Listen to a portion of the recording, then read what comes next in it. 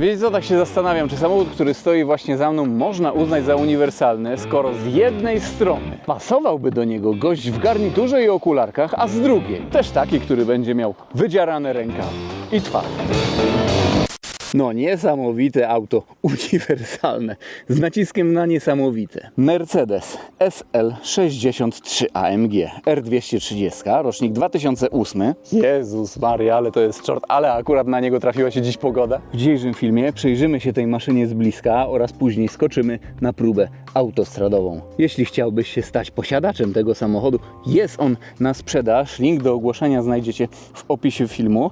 Jest to 5. generacja Mercedesa SL. W zasadzie to generacja dość rewolucyjna. Tak jak wcześniej wspomniałem, R230 oznaczenie, w dodatku jest to Polifs. O kurczę, i przecież jest to następca takiej stonowanej i klasycznej, już można powiedzieć, R129. Pomiędzy R129 a R230 jest potężny przeskok technologiczny. Taki SL jest pokrewny z Mercedesem klasy S W220 oraz CL-em C215. I przykładowo, po raz pierwszy zastosowano tutaj system bezkluczykowy Keyless Go. Po raz pierwszy w SL-u pojawiło się też hydrauliczne zawieszenie. Świetna sprawa, sam miałem takie zawieszenie w CL63 AMG. Jest to pierwszy Mercedes SL, który nie ma materiałowego dachu, a otwierany i zamykany hydraulicznie aluminiowy. Ale powiem wam, nawet jak już się patrzy na ten emblemat, no to ciary mogą przechodzić. Jeśli chodzi o wygląd zewnętrzny, no to spokojnie można powiedzieć, że ten samochód wygląda ponadczasowo, szczególnie jeśli jest to wersja po lifcie. Wiecie, znam zwolenników, że woleliby takiego SL-a na przykład przed liftem, a z drugiej strony też takich, którzy wolą zdecydowanie po lifta. Jeśli chodzi o różnicę przedlift a polift, no to jest ich tutaj kilka z zewnątrz, szczególnie różni się tutaj najbardziej przód. Morda w ogóle tutaj cała została zmieniona. Maska, zderzak, lampy, grill. Lampy nie są już tutaj takie półokrągłe, tylko raczej nawiązujące designem do CLS-a C219. Zderzak przedni też miał więcej takich okrągłych kształtów, wyobleń. Tutaj już jest kwadratowo. Oczywiście wszystkie te wloty powietrza są prawdziwe. Grill też charakterystyczny, jest on większy, szerszy. Chyba tak troszeczkę też miał za zadanie nawiązywać do starszych Mercedesów. I zobaczcie, to jest też ciekawe, że jak spojrzymy z tej perspektywy, to tutaj najwyższa część tego grilla jest właśnie na środku, centralnie. Tak patrząc z przodu, idzie nam on po prostu do góry, tutaj na masce, która jest długa, olbrzymia. O, zaszło jeszcze słoneczko. Ma też takie wyżłobienia. Znajdziemy wyloty powietrza, wloty boczne. Akurat są one, co ciekawe, fejkowe. Sylwetka raczej takiego klina, można powiedzieć klina? Raczej tak, tym bardziej, że tutaj zostały wprowadzone pewne przeróbki. Prawdopodobnie zostało tutaj troszeczkę dziabnięte zawieszenie niżej. O, może z tej perspektywy będzie to lepiej widać. Felgi 20-calowe Worksy, z tyłu szersze, rozmiar opon 295 na 25. Zwracam też tutaj uwagę na wzór tych kół. W ogóle nawet nie spodziewałem się, że większy rand będzie w takim SL-u świetnie siedział. Myślałem, że większy rand to raczej takie BM-owskie. W sensie BM-owska zagrywka, ale nie w Mercedesie. No kurczę, poszedł ten samochód troszeczkę w dół, ale wiecie, lekka gleba, ładna felga, no to taka podstawa, by samochód został odmieniony i naprawdę świetnie się prezentuje. No kurczę, jest to odwracacz głów zdecydowanie. Zaciski, 6-tłoczek, tarcze, 14,2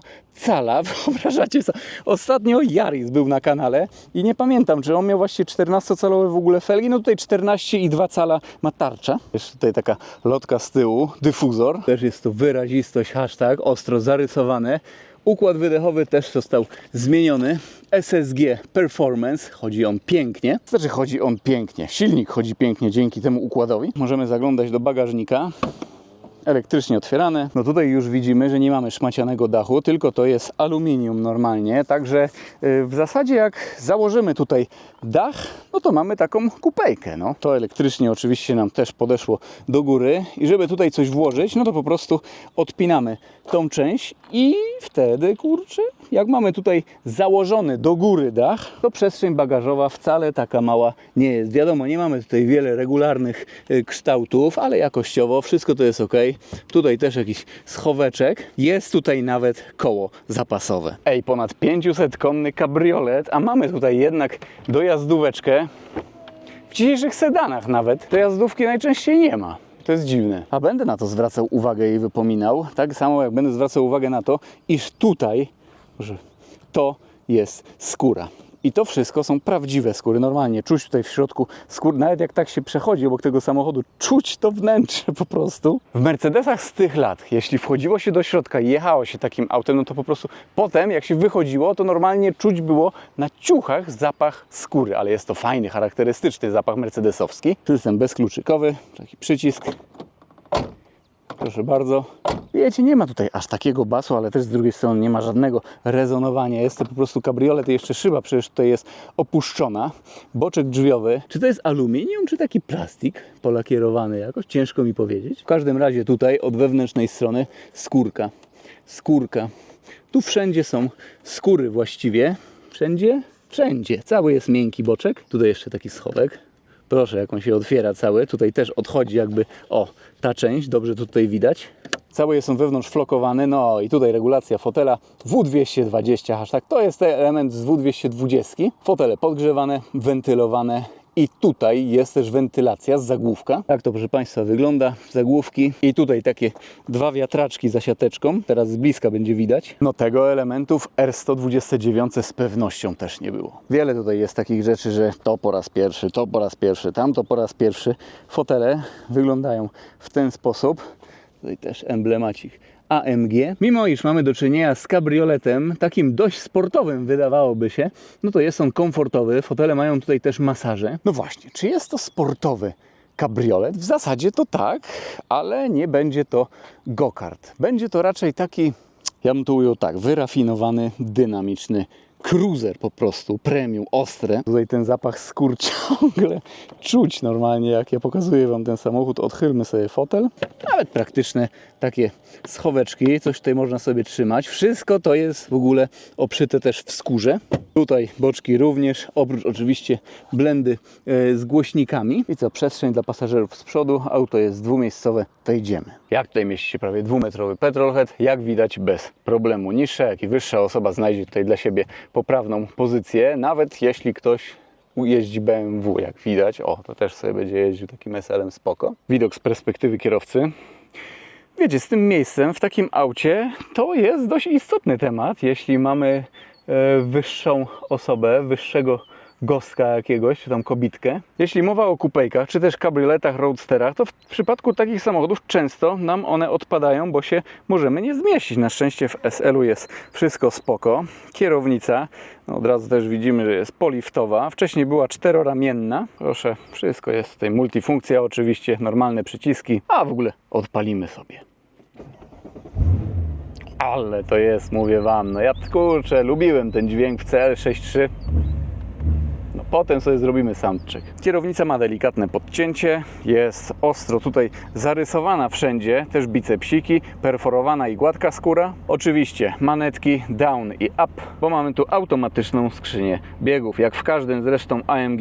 Tutaj niektórzy mogą też powiedzieć, że prawdziwa frajda z jazdy to manualna skrzynia biegów. Zawsze można wspomóc inżynierów AMG, czy to dzisiejszych, czy to tych, którzy pracowali po prostu tutaj nad takim SL-em i im po prostu sprostować, że nie, prawdziwa jazda to manualna skrzynia biegów.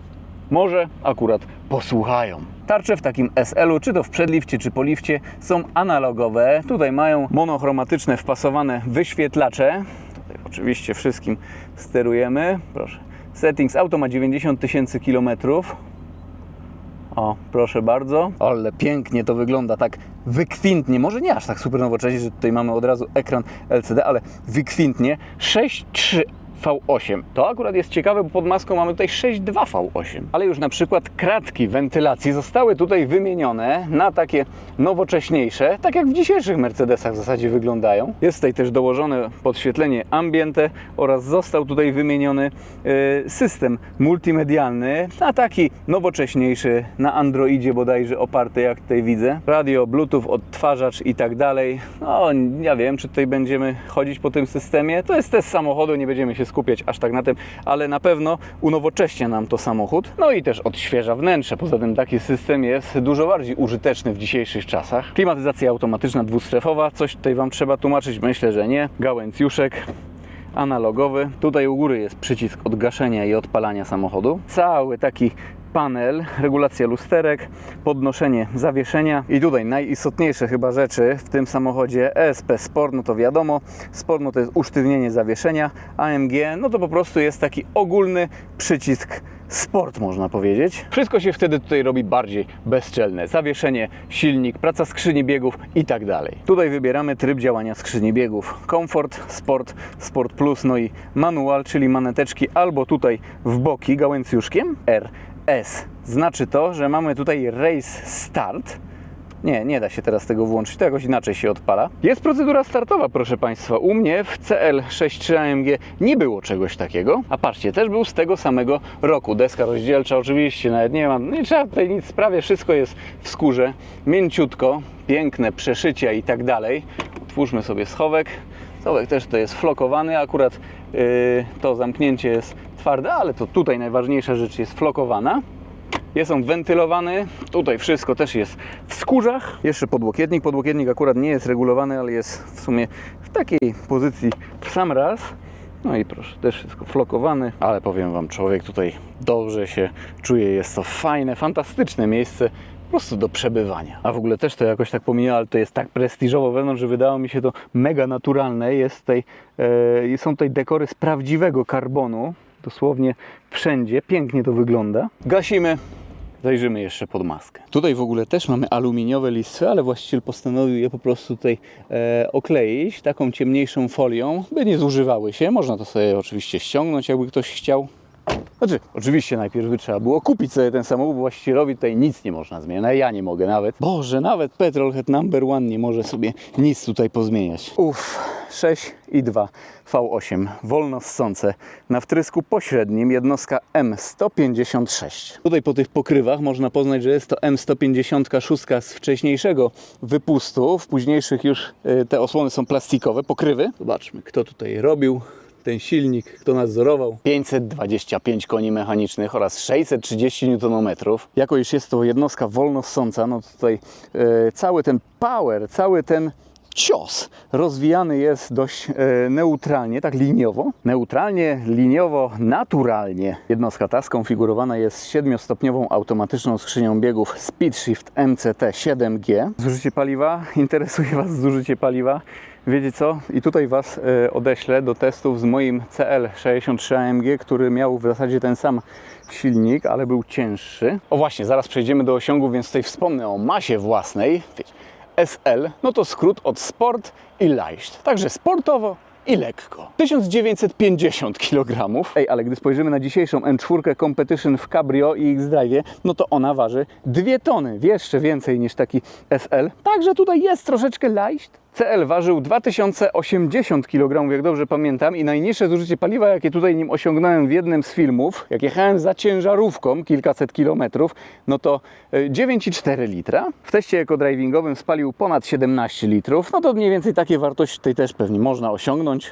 Ja pierniczek, kogo to w ogóle interesuje w przypadku takich samochodów, ale w formie ciekawostki zawsze można takie rzeczy sprawdzać. A jeszcze sobie przypomniałem, musimy jeszcze odpalić na chwilę auto. Też trzeba zobaczyć, jak będzie wyglądał w wersji coupé, można powiedzieć, no bo jak aluminiowy dach, no to taka bardziej kupejka niż cabrio. Też kod mega, jeśli chodzi o osiągi. Nie było R230 z napędem na wszystkie koła, wszystkie RWD. Także też ma czasami tutaj nami miotać. Przyspieszenie do pierwszej setki deklarowane przez producenta 4,6 sekundy, a prędkość maksymalna to podobno 250 km na godzinę. Oczywiście, według deklaracji producenta, jeśli auto jest fabryczne, rozmawialiśmy tak z właścicielem, czy jest tutaj kagańczyk, dyskutowaliśmy i tak dalej. Trzeba będzie to sprawdzić.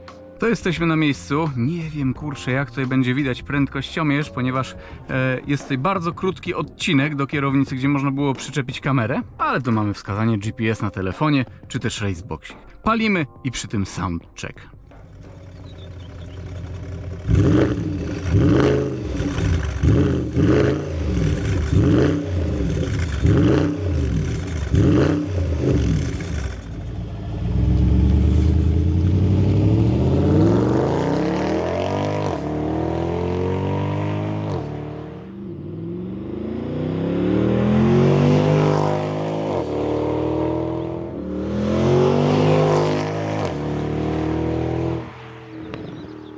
No przyznacie, maszyna furczy i burczy, ale jak mamy M156 pod maską, no to kurczę. Możemy sobie w sumie uchylić okno. No, to aż kurczę trzęsie budą. Dobra, wykasujemy sobie zużycie paliwa. Zużycie paliwa się kasuje tutaj na środku. D. Na razie tryb komfort, dajmy na to. No i będziemy ruszać, nawet z włączoną klimatyzacją. Takie luźne rysie. Wydeszek jest tutaj na przepustniczce, czy tam na przepustnicach, ale no będziemy jechać na otwartych, myślę. No, sam nie wiem ze wskazaniem tej prędkości licznika, ale zobaczymy. No i lecimy. No i już tutaj bujanka jest. No, proszę pana. Proszę pana. Oj, przypomina mi się mój CL63, jak kiedyś miałem. Tamten to był grubas, który szybko biega. Czy ten jest grubaskiem, który szybko biega? Trochę jest, ale takim zbitym, mniejszym. Takim chyba bardziej troszeczkę fit mi się wydaje. O, akurat tutaj przed nami policja wyjeżdża, także mega spoko. Tutaj ograniczenia, bo rękaw oczywiście standardowo. W stronę Berlina będziemy jechali z wiatrem. Później chyba nawet sobie ściągniemy dach. Dzisiaj jest bardzo gorąco, kamerki mają ciepło, a klimę wyłączymy. Więc uchylenie dachu, znaczy otwarcie dachu po prostu będzie dobrym pomysłem. Dobra, już tutaj z ręki zobaczymy, czy SL taki jest przypałowy, czy nie. Hello? Wohin fahren Sie? Wo kommt man idziemy? Nach Schmölln und zurück. Ich mache Videotest. Okay. Okay? Danke. Ej, aż pan kontroler się zaśmiał. Nazwijmy tego pana kontrolerem, bo kontroluje przecież. No i dobra, tryb Sport Plus. W ogóle AMG po prostu sobie wciśniemy. I co? Odcinek bez ograniczeń. Dzida. Mój CL 6.3 AMG miał jakoś 10,6, 10,8 sekundy 100-200. Dobra, i tutaj trochę ciężarówek, 10,76. No, czyli mniej więcej w tym rewirze takim. Dajmy na to. Nie, kurczę, 100-150 to jest ustawione, trzeba będzie to zmierzyć zmienić na 200-250. Wiecie, z takim SL-em jest tak, że kurczę, gdy podjedzie obok nas jakaś nawet RS3 czy coś takiego świeżego z napędem na wszystkie koła, to kurczę, możemy przegrać spod świateł wyścig, nawet na 100-200, ale to zupełnie coś innego się liczy w takim samochodzie. Tutaj liczy się to, że mamy po prostu olbrzymią V8 pod maską. O, o.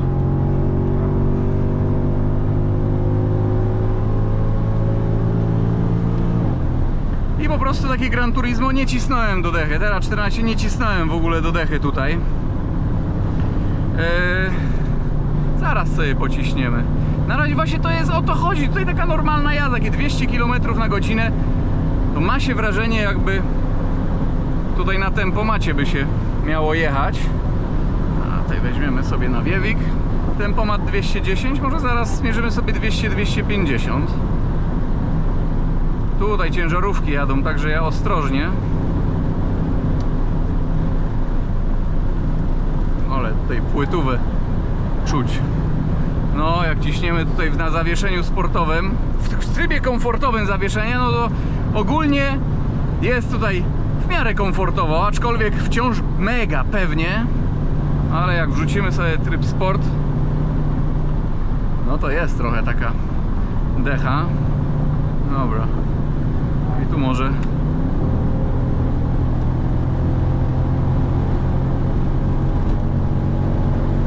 prawy pas, bo zawsze może ktoś być szybszy.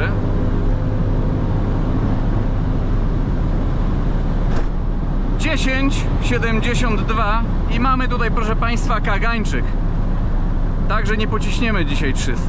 No kurczę pieczone. Zależy to wszystko od kryterium. Można sobie oczywiście kaganiec tutaj ściągnąć i myślę, że takie Co, mój jechał 319 i 311, 313 gdzieś według GPS-u. Także tutaj wartości powinny być podobne, no do zamknięcia jest, powiedzmy, prędkościomierz. Ale ciekawe, jak to wskazanie tutaj wyjdzie, jestem ciekaw. 100-200 jeszcze by się przydało zbadać. No i pociśniemy sobie bez dachu. Normalnie, jak otwieram tutaj dach, to bym jechał z otwartymi też szybami, ale jako, że tutaj dźwięk mi zbiera GoPro, no to chyba pociśniemy sobie z szybami u góry, ale bez dachu. Zobaczymy. O, tutaj też jakiś Mercedesik Cabrio sobie leci bez dachu, znaczy z dachem złożonym. Złożonym czy rozłożonym? Z dachem nad głową.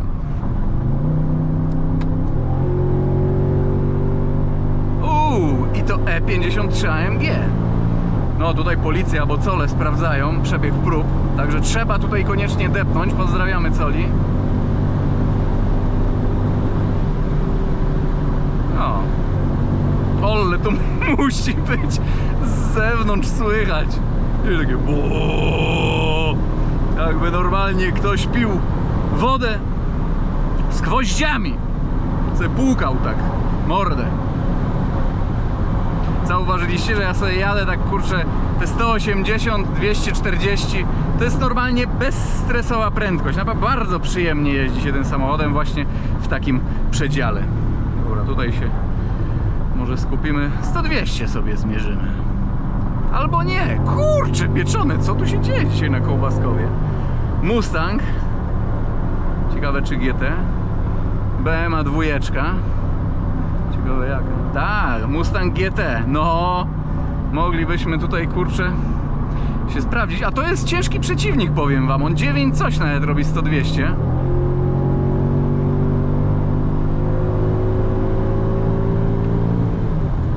Ale jak ktoś sobie urządza eco-drivingową przygodę Mustangiem GT, też szanuje. 100-200 może zbadamy, chociaż nie, będzie z górki. Kurczę, w drugą stronę by się przydało. Nie wiem, czy będziemy robić 100-200. Już było w sumie 10,76, troszkę było z górki. Ale nie wiem.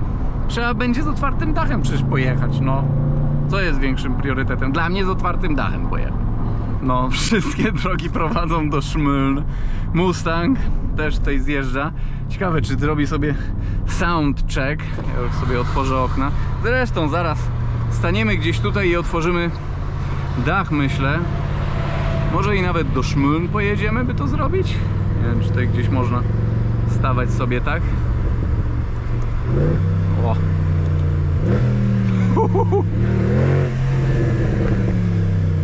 Ale dziad. Dobra, do Szmyln skoczymy. Widzicie? To nie jest pic na wodę, że te Szmyln to taki... To jest Szmyln, a tutaj ten cały odcinek to Szmylnburgring. O! I właśnie tutaj jest też taki fajny, ciekawy klimacik. Zjedziemy sobie tutaj i otworzymy dach. Mam nadzieję, że tutaj nikt nie będzie za nami zjeżdżał. Aha, dobra, wiecie co? Bo w bagażniku, a zaraz wam pokażę, żeby tutaj nie mieć dachu nad głową, no to musimy, coś takiego zrobić. Ja tutaj się szykowałem wcześniej ze sprzętem. No i teraz będzie można. Ale powiem wam, ten kagańczyk tutaj równiutko 250 ma być, to jest. I co, ktoś też tutaj może powiedzieć, że przecież bez dachu to przecież gorsze osiągi. Ale co z tego? Co z tego? O! Ja! To ci dziad! Skubany dziad! No coś pięknego. Te M156, ale to też jest taki międzygaz. Przygazóweczka, jak jest w trybie Sport Plus. W komforcie tego nie ma.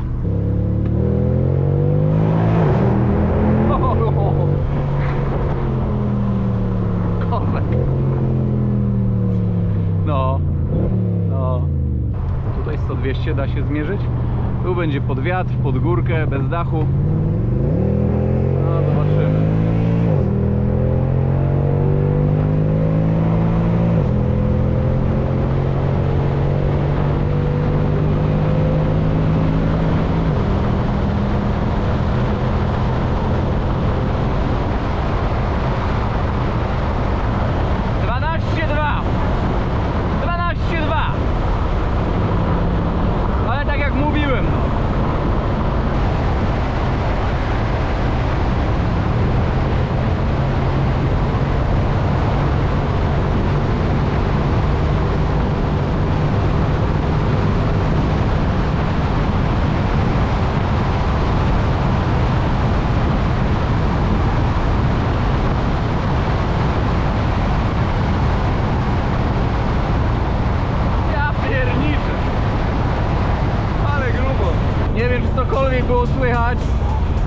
ale to są emocje, proszę Państwa. I dobra, w dzisiejszym filmie myślę, że to by było na tyle, aż tą kamerkę już zdemontowałem, bo już mnie tak wkurzała.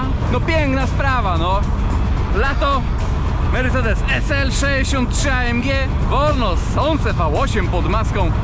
Ja bym tutaj tylko ten kagańczyk ściągnął, jedyne moje zastrzeżenie. Mam nadzieję, że ten samochód, jak i ta próba autostradowa Wam się niesamowicie podobały. Także pozdrawiam i do zobaczenia w jakimś kolejnym filmie, kolejnym odcinku. Na razie. Trzymajcie się.